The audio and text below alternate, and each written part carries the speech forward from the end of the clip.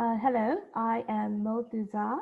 I am a research fellow at the ISEAS-Yusof Ishak Institute, which was formerly known as the Institute for Southeast Asian Studies. First political memory, um, I think I would have to pinpoint 1974 when General Ne Win at the time was paying a visit to Singapore. It was one of the official visits, and because my father was chargé d'affaires at the Burmese embassy in Singapore at the time, he had to coordinate this visit of his country's leader to Singapore. Um, and I was in the lineup of children, not to present flowers, but I do remember General Ne Win bending down to shake my hand, and that picture kind of made it to the newspapers. Um, so I remember shaking his hand, and that was that.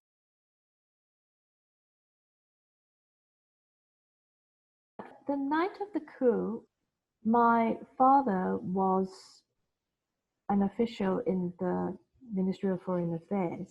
And with the collapse of the Burma Socialist Program Party, there was neither the minister nor the deputy minister, who of course were the political appointees, helming the ministry anymore.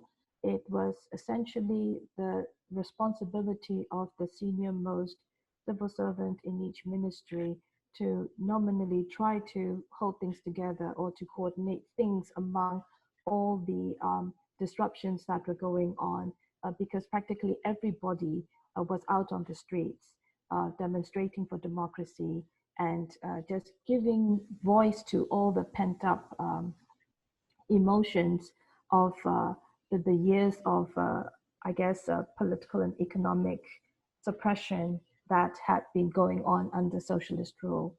So, what happened in the late afternoon, early evening of the day of the coup was that my father got a call, and he seemed rather agitated by whatever request was being made to him.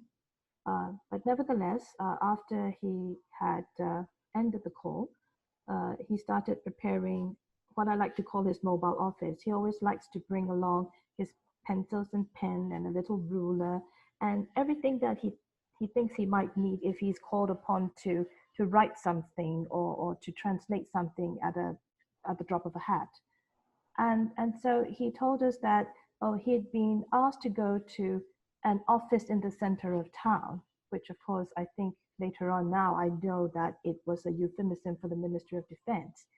And he asked us not to worry about him and that he'd try to call us later on in the evening to let us know how he was doing.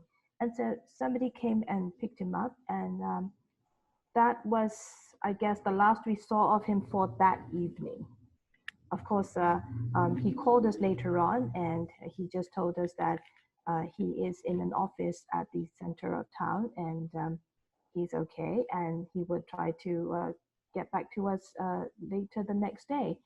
And so we didn't know what was going on because I think the regular news broadcast programs had been suspended. The regular broadcasts on radio and television had been suspended, and all we heard was military music playing, military tunes. So we kind of suspected that something had happened, but we didn't know what until the evening news announcement hour brought the announcement that the military, in the form of the State Law and Order Restoration Council, had taken over power, and so that was the end of the democracy protests that had been going on. Um, and one feature of the democracy protests was to essentially ensure neighborhood security, because it was a scary situation for many people. There were a lot of I think, violence that was happening alongside the protests. There were reports of beheadings and so on. And so I think every neighborhood was quite concerned about outside agitators trying to come in and infiltrate or influence uh, all these efforts that were taking place. So long story short, what happened on the night of the coup when people had heard that the military had taken over, I think most of the neighborhoods around the ward that we were in decided to continue showing our protest by switching off all the lights so that when the military patrols would come around, they would be in darkness, so to speak.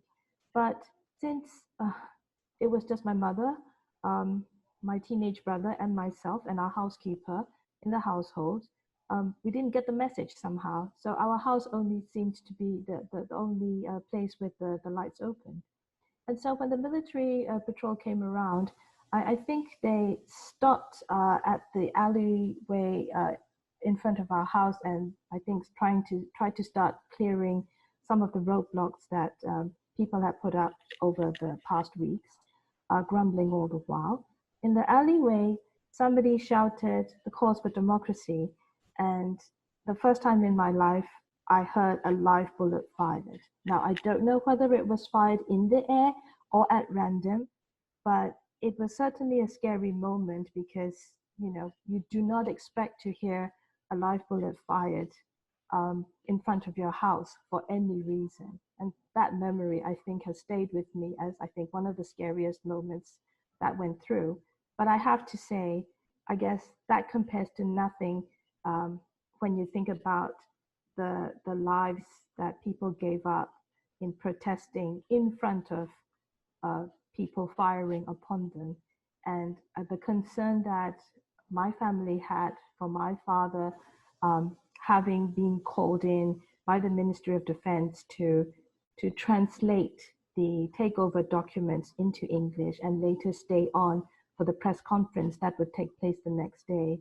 The concern we felt for him, I think, is also nothing compared to the concern that many families must have been feeling for their family members who would never come back because they had been in the line of fire when the military coup took place. But I think for him as a civil servant, he was doing his job. And I think that's what's happened to a lot of civil servants. They had to continue doing their job. There were investigations, there were examinations of who had been most vocal or taken a lead role in the protests and so on. And I think what shattered my father was his not being able to save as much as he could some of the very good Foreign Service officers, people we had in the Ministry of Foreign Affairs, who inevitably became part of the purge. And I remember him coming home with a very sad face, and I think feeling dejected that he could not have done more without, I guess, affecting many other people.